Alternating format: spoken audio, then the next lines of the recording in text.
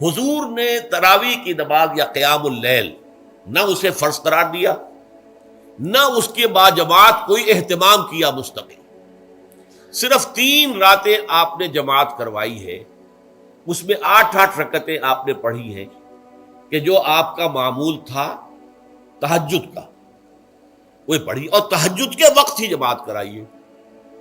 یہ ہے وہ حدیث۔ اس کے علاوہ کسی نماز تراویح جو ہے جو ہم پڑھتے ہیں 20 رکعتیں عشاء کے ساتھ متصل، اس کا کوئی ذکر نہ دور نبوی میں ہے نہ دور صدیق اکبر میں ہے۔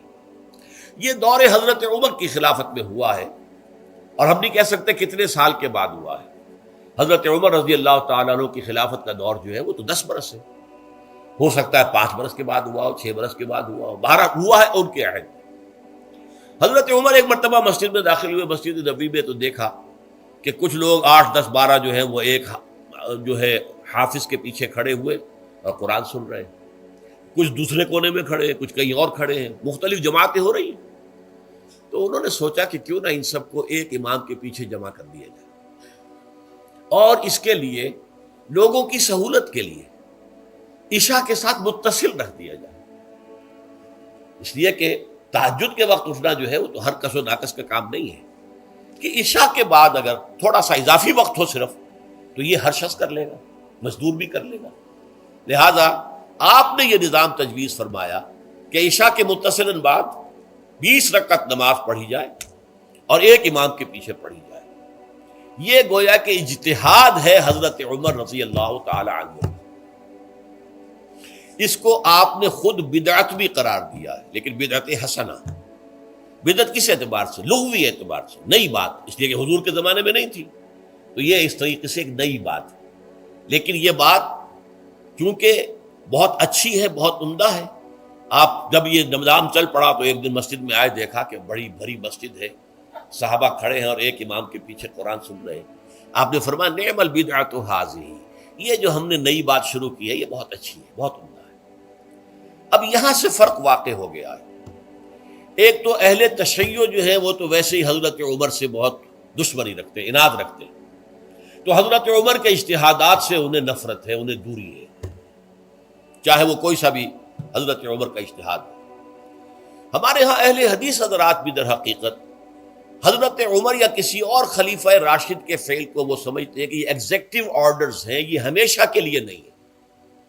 حضرت عمر نے اپنے دور میں ایک نظام قائم کیا، ان کے دور کے لیے ٹھیک تھا، یہ ہمیشہ کے لیے نہیں۔ ہمیشہ کے لیے وہ 8 ہی رکعتوں کے قائل ہیں، وہ تہجد والے، لیکن اس میں بہرحال انہوں نے بھی خود یہ اضافہ کیا ہے کہ وہ 8 رکعتیں وہ عشاء کے ساتھ متصل پڑھتے ہیں، تہجد کے وقت تو نہیں پڑھتے۔ اور حضور نے تو صرف 3 روز جو ہے وہ کرائی تھی جماعت، وہ لوگ 30 دن یا 29 دن پڑھ رہے ہیں، تو اضافہ تو انہوں نے بھی کر دیا، تو نظام میں تبدیلی تو ہو گئی۔ لیکن اہل سنت جو کہلاتے ہیں، ہمارے جو 4 جو ہیں، جو ہمارے مسلک ہیں، حنفی، مالکی، شافعی، حنبلی، ان کا اتفاق ہے اس پر حضرت عمر کا، کیونکہ ان کے سامنے اصول یہ ہے کہ حضور نے فرمایا علیکم بسنتی وسنت الخلفاء الراشدین المہدیین، تم پر لازم ہے کہ میری سنت کو پکڑو مضبوطی کے ساتھ، اور میرے خلفاء راشدین مہدیین جو ہیں ان کی سنت کو پکڑو۔ اس اصول سے یہ 4 فقہیں جو ہیں حضرت عمر کے اجتہادات جو ہیں ان کو بھی پابندی سمجھتے ہیں کہ تمام عمر کے لیے، قیامت تک کے لیے امت مسلمہ پر ان کی پیروی لازم ہے۔ لہذا اس میں اجماع ہے، اور یہاں تک کہ یہ سب سے آخری جو اس میں مسلک پیدا ہوا ہے زمانی اعتبار سے، سب سے پہلے مسلک جو ہے حنفی پیدا ہوا ہے، پھر مالکی پیدا ہوا ہے، پھر شافعی پیدا ہوا ہے، اور پھر حنبلی آخری ہے۔ اور امام احمد ابن حنبل بہت بڑے محدث بھی ہیں، مسند احمد ابن حنبل جو ہے وہ بہت بڑی کتاب ہے، بہت اہم کتاب ہے، جامع کتاب ہے، تو ان کے ہاں بھی 20 رکعتیں ہیں۔ چنانچہ حرمین شریفین میں، سعودی عرب میں، مکے اور مدینہ منورہ میں جو نماز تراویح ہوتی ہے اس کی 20 رکعتیں ہیں، لیکن اہل حدیث حضرات جو ہیں وہ اس 8 کے اوپر اکتفا کرتے ہیں۔ بہرحال یہ ایک اختلاف ہے جو میں نے اس کا پس منظر بیان کر دیا، لیکن اس 20 رکعت نماز سے ادا کرنے سے، جو کہ زیادہ سے زیادہ 50 منٹ یا 1 گھنٹہ لگتا ہے، اس سے وہ قیام اللیل کا حق ادا نہیں ہوتا۔ قیام اللیل کا تو کچھ اور ہی تقاضا ہے۔ قیام کسے کہتے ہیں؟ یہ سورہ مزمل سے واضح ہوتا ہے، یا ایھا المزمل قم اللیل الا قلیلا نصفہ او انقص منہ قلیلا او زد علیہ ورتل القرآن ترتیلا۔ آدھی رات یا آدھی رات سے کچھ کم، یعنی تہائی رات یا آدھی رات سے کچھ زائد، 2/3 رات، یہ ہے قیام اللیل۔ چنانچہ سورہ مزمل ہی کی آخری آیت جو دوسرا رکوع مشتمل ہے جس پر، اس میں صاف کہہ دیا گیا ان ربک یعلم انک تقوم ادنی من ثلثی اللیل ونصفہ وثلثہ وطائفۃ من الذین معک۔ اے اللہ کے نبی، اللہ خوب واقف ہے کہ آپ بھی اور آپ کے ساتھ ایک جماعت بھی رات کو کھڑی رہتی ہے، 2/3 رات یا آدھی رات یا 1/3 رات۔ تو یہ سارا معاملہ جو ہے قیام اللیل کا، گویا کہ کم سے کم 1/3 رات پر اس کا اطلاق ہو سکے گا، یہ نہیں کہ 1 گھنٹے۔ اب اس کے ضمن میں دیکھیے حدیث پڑھیے، تیسری حدیث ہے ان عبداللہ ابن عمرو ابن العاص رضی اللہ تعالی عنہ۔ یہ وہی عبداللہ ابن عمرو ہے جن کی میں نے آپ کو حدیث پہلے سنائی ہے۔ یہ ساری رات کھڑے رہتے تھے، پوری رات، اور ہر روز روزہ رکھتے تھے، جس پر حضور نے منع کیا، لا تفعل، مت کرو ایسا۔ رضی اللہ عنہما، یہ خود بھی صحابی ہیں اور ان کے والد عمرو بن العاص بھی صحابی ہیں۔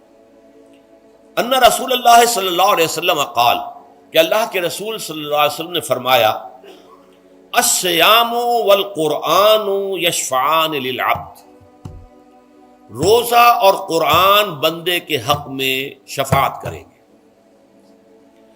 یقول الصیام، روزہ یہ عرض کرے گا اللہ کی جناب میں، اے رب پروردگار، انی منعتہ الطعام والشہوات بالنہار، میں نے تیرے اس بندے کو دن کے دوران کھانے پینے سے اور اپنی شہوت کا تقاضا پورا کرنے سے روکے رکھا، یہ میری وجہ سے روکا رہا، تو میری شفاعت اس کے حق میں قبول فرما، فشفعنی فیہ، میری شفاعت اس کے حق میں قبول فرما۔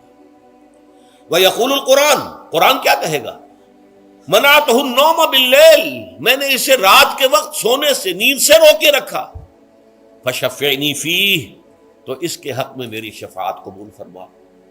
حضور فرماتے ہیں فیشفعان، ان دونوں کی شفاعت قبول کی جائے گی۔